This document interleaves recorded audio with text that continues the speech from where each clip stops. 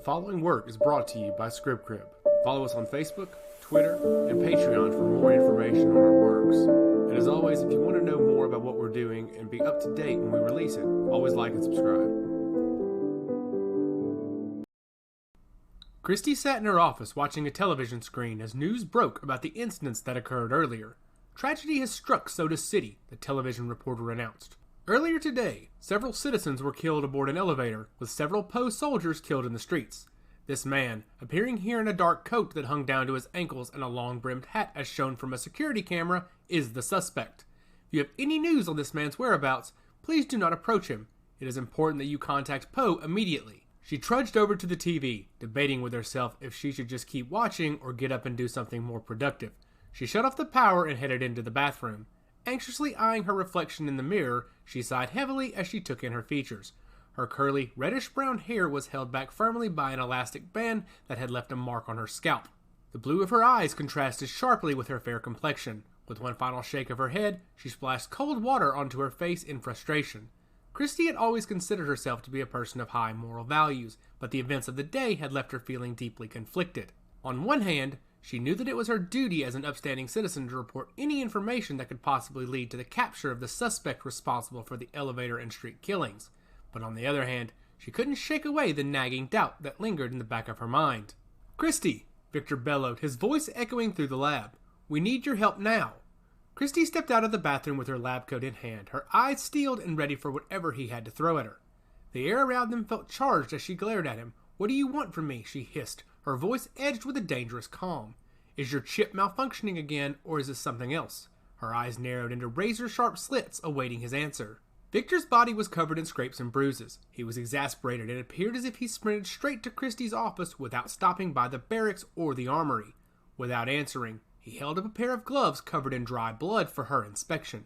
"We need you to identify this blood and see if it matches up to anyone we've crossed paths with before. There has to be some outlander or underworld scum in the database who can link us to this guy." Christy glared at the glove in disgust. Everything now made sense.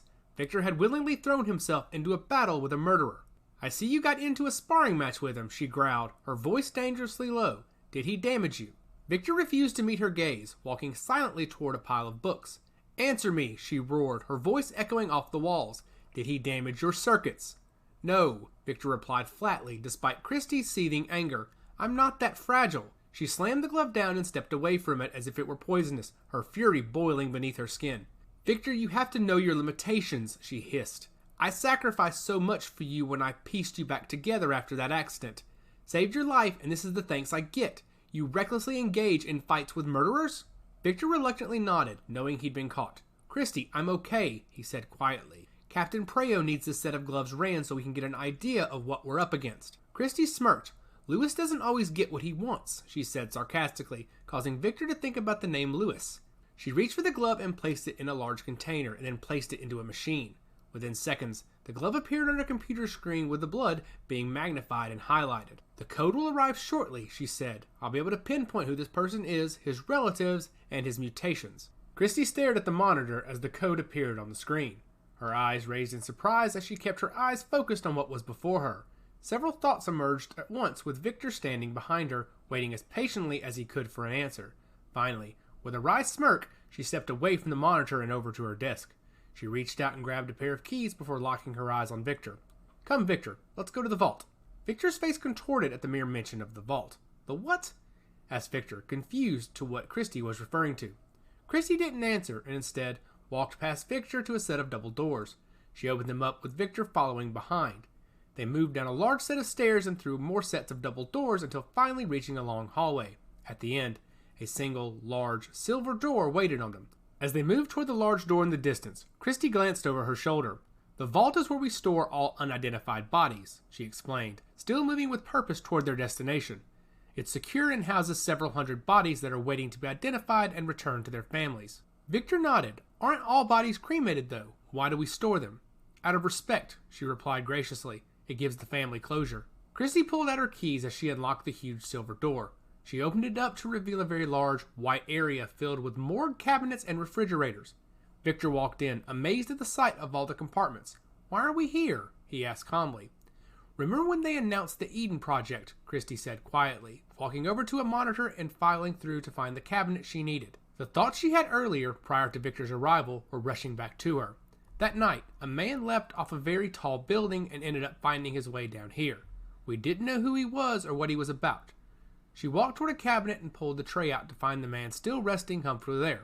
One theory down, she said as she pushed him back in and locked the door. You see, when that man leapt off, we had no idea who he was or what he was about. He was pretty much useless to us while not being one of ours. She closed that cabinet and opened another. This blood code matches him, almost identically though, so naturally, my first assumption was, could we have been mistaken and this man may not have died? After what we all saw today on television, anything is possible, I suppose. Christie closed her eyes and huffed, blowing out her cheeks as she tried to compose herself. My other theory is that this was his brother, she said, her voice wavering. Which makes more sense, but there's the issue. When we analyzed this man's blood sample 12 years ago, it didn't match anything from this planet. This new blood sample you brought me today is a match to it.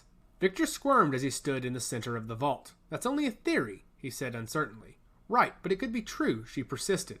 They are the only two on this planet with that blood code. Victor ran his hands through his hair. I need to go see the captain, he sighed. Good, I'm coming with you, Christie said, determination in her voice. It might be good for me to get out of here every once in a while. Hey, the next part's going to begin in about 30 seconds, but if you're enjoying this and you like some more of our stuff, check out By Gods and Kings, Nether, Ascension. Follow the story of one of the antagonists of By Gods and Kings, Nether Mertrand. As the middle child of 5, Nether was never poised for greatness. It would never be given to him, nor would it be offered. With 2 of his brothers priests to different gods, another a promising blacksmith with a hot temper, and his eldest brother, a power-hungry narcissist, Nether was forced to forge a path in the world. However, once he was able to make something of himself, would his family allow it, or try to take what he earned? Nether Ascension is available on Amazon, and also on the By Gods and Kings Spotify channel, as well as the Scrib Crib Publishing YouTube channel. Now, back to our work. Captain Lewis Preyo rushed through the headquarters hallway, a wave of Poe soldiers trailing him to the prison level. Everyone else scrambled back to the walls as he stormed down the stairs, barely registering the gasps that echoed after him. When he reached the bottom, he yanked open a pair of huge, double doors with such force it shook the walls. Inside, an inmate bellowed in ecstatic joy, and Preyo felt his heart freeze with dread. In his cell, Reginald Mitten was singing a haunting lament about the destruction that had come down on the city. As Preyo entered the room with 2 guards in tow, Mitten's sharp laughter filled the air. Preyo growled and motioned for the guards to grab him, dragging Mitten out of his cell and throwing him into a chair. "What's wrong, Captain? Has he already killed 100?" asked Mitten playfully. Preyo seethed as he stared at the defiant man, who could not hide the smirk playing across his lips. "Shut up!" he screamed as he pulled back his fist and drove it hard into Mitten's face, sending him tumbling from the chair onto the floor. "Speak now! Tell me what this is! Tell me how we stop him!" Mitten rose slowly from the ground, wiping away a trickle of blood from his face. He looked up at Preyo with a glint in his eye. "This isn't even close to what's coming to you." He spat, smiling wickedly as the guards reclaimed their hold on him and thrust him back in his seat. "Who is he?" asked Preyo as he leaned in. "Who are we fighting?" Preyo asked again, this time much more forceful. Mitten lunged forward, pressing his nose hard against Captain Preyo's, and with a twisted sneer smote guttural words that made the captain shudder. "Rami Derigaz," he hissed with a wicked grin, and added, "And boss, he is going to annihilate you all. I sincerely hope he rips off your arms and leaves you howling in agony in a pool of your own filth." At that moment, Victor and Christie appeared in the doorway, further intensifying the situation. Captain Preyo took several steps back as he focused on Victor.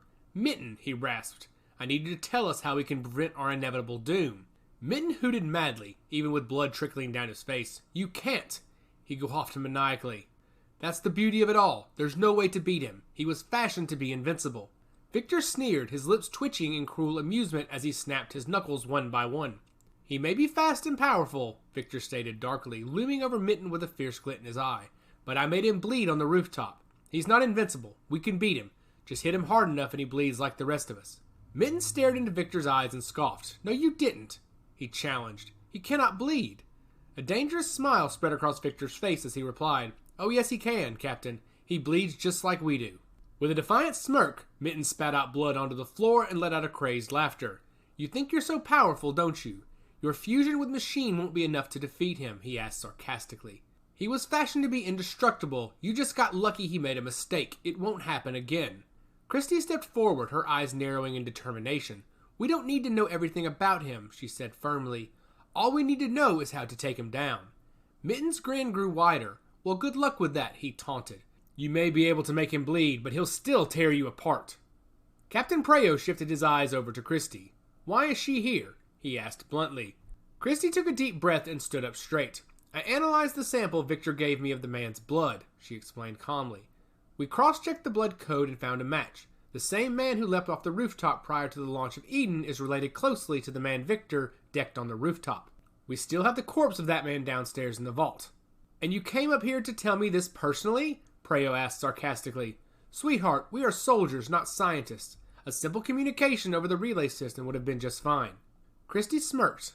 "Well, if that's how you feel, Captain, I'll simply—" "No, you won't," interrupted Victor. "Captain, she is very important to what we're doing. If we can get a more fleshly sample, we may be able to figure out what this guy is made of, and maybe we can find a weakness. She would be the person who would have to do that."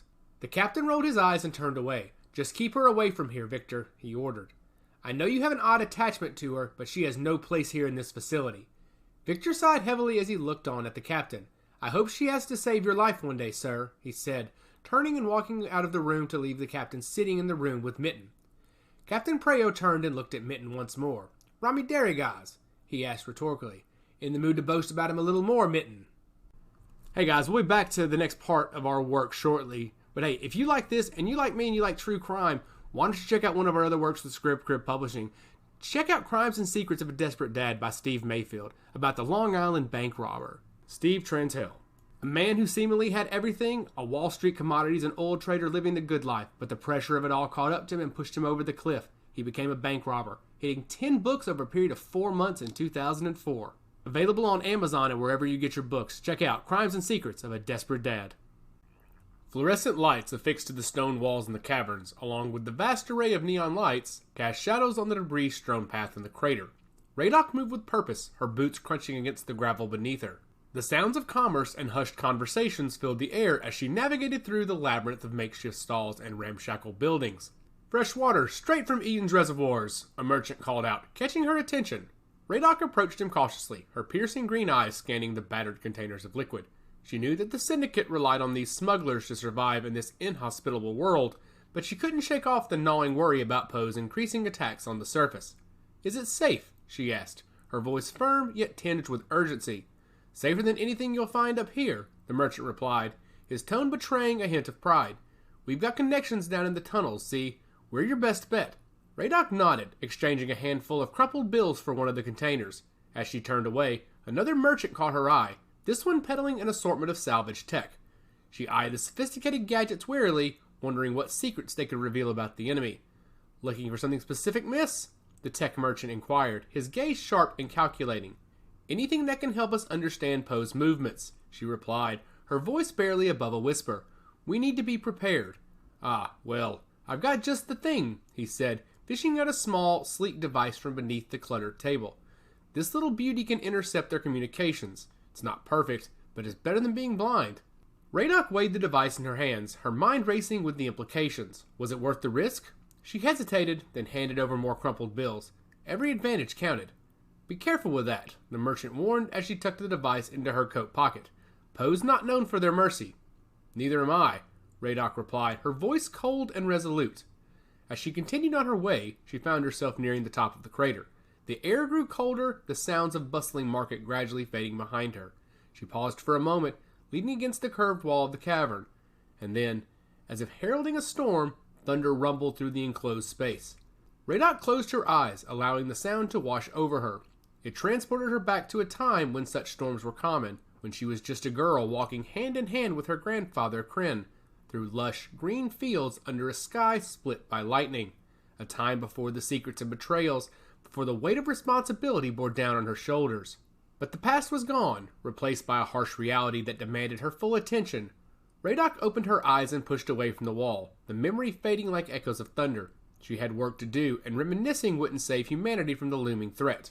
The thunder's reverberation filled the cavernous space, echoing off the crater's walls and filling Raedok's senses. It was a sound she hadn't heard in years. She stopped in the center of the path, the hustle of merchants and smugglers fading into the background as she closed her eyes. Survival and loyalty above all else. she whispered to herself, allowing her mind to drift back in time. In the depths of her memory, she stood in a lush green field, holding hands with her grandfather Kryn. The vibrant colors of the wildflowers danced around them, waving gently in the breeze like an undulating sea. A younger version of herself skipped beside him, her laughter ringing sweetly and innocently through the air. "Grandfather," young Raedok said, her voice full of amazement and joy, "why are we going to that cave?" Kryn looked down at the girl, his eyes filled with a mix of love and sadness. "We must seek shelter from the Ramis, my dear." His gaze turned towards the distant cave, the dark entrance looming like a maw ready to swallow them whole. With a heavy sigh, he continued, "I regret having to leave Erinna behind, but our safety comes first." As they walked, young Raedok listened intently to her grandfather's words. Though she didn't fully comprehend the danger they faced, she could sense the urgency in his tone. Her heart tightened with fear, but also determination. She would do whatever it took to protect her family. "Will we be okay, grandfather?" she asked, her voice trembling slightly. Kryn squeezed her hand reassuringly. "Yes, little one, we'll find a way to survive, together." The wind picked up, stirring the leaves and grass around them. In that moment, they seemed so fragile, like any gust could tear them from their roots and send them spiraling into the void. It was a harrowing reminder of the precarious balance between life and destruction. "Survival and loyalty above all else," Kryn murmured, echoing the mantra that would come to define Raedok's own beliefs. As they approached the cave, the memory began to fade, replaced by the cold reality of the crater. Raedok opened her eyes, the weight of her past settling on her shoulder like a heavy cloak. The world had changed so much since those days, but the lessons she'd learned still echoed through her mind. Survival and loyalty were everything. She closed her eyes again and allowed the past to fill her mind once more. The cave's entrance framed the sun-bathed world outside, its light casting long shadows across the rocky floor. As Raedok and Kryn stepped onto the surface, the scent of scorched earth filled their nostrils, a harsh reminder of the Rami's sinister handiwork. "By the stars!" Kryn gasped, his eyes widening in horror at the sight before them. Several humans lay scattered across the ground, their bodies contorted in agony as they writhed under the unforgiving sun. Their skin blistered and flaked away, leaving raw, exposed flesh beneath. Raedok could hear their moans and cries, each one a dagger to her heart. "Grandfather, what's happening to them?" she asked, fear gripping her voice. "The assimilation has begun," Kryn muttered, panic rising within him. The Erinnian tribunal must have accelerated their plans. Raedok's mind raced with confusion and terror, but she knew that now was not the time for questions. Together, she and Kryn hurried to aid the suffering humans, dragging them from the sunlight into the shelter of nearby buildings. "Stay with me, child," Kryn instructed as they moved between the stricken people. "Remember, we are immune to the radiation, but if we don't act quickly, these souls will be lost." As they continued their desperate efforts, Kryn elaborated on the situation unfolding before them. "I can stop this assimilation, at least temporarily, but you must take care, little one. The tribunal will return and we must be prepared for their next move." Raedok nodded, her eyes stinging with unshed tears. She understood the gravity of their circumstances and the importance of her grandfather's words. Survival and loyalty, the lessons he had taught her, were more crucial than ever. They worked tirelessly, their limbs growing heavy from exhaustion, yet they persevered. With each life saved, Raedok felt a flicker of hope, a reminder that even in the darkest moments, there was still something worth fighting for. "Grandfather," she said, her voice barely above a whisper, "will we ever be safe from them?" Kryn paused, his gaze lingering on the horizon. "I don't know, Raedok," he admitted, a grim determination hardening his features. "But we will do everything in our power to protect those we can. Survival and loyalty, little one, that is our way." Raedok looked at her grandfather, her heart swelling with love and admiration. She knew that despite the overwhelming odds they faced, they would stand together against the encroaching darkness. And as long as they had each other, they would never give up. The sound of Kryn's voice lingered in Raedok's ears, like the echoes of a long-forgotten melody. Her heart raced as she shook her head violently, dispelling the remnants of the vivid flashback that had seized her. The past was a heavy burden, but it was not her only concern. The people of Earth and the Syndicate relied on her, and she could not afford to dwell in memories while danger encroached upon them. Her grandfather had been gone for years, but she still held on to his memory, allowing it to fuel her daily. Survival and loyalty, she whispered to herself, her breath forming a small cloud in the cold air. She closed her eyes for a moment, allowing the words to seep into the very core of her being. They were her guiding principles, the twin beacons that illuminated the dark, treacherous path she walked. As Raedok opened her eyes, she caught a glimpse of a silhouette in the distance, partially hidden by the shadows cast by the dim, flickering lights that lined the path of the crater. The figure stood tall, clad in a long coat and a wide-brimmed hat that obscured his features. He seemed to be watching her, his presence an enigma amidst the desolation that surrounded them. She could tell that he was watching her, but before she could speak, he turned away and disappeared into the shadows. However, even in the most brief of moments, she felt an uneasy connection, something that she would need to be very mindful of.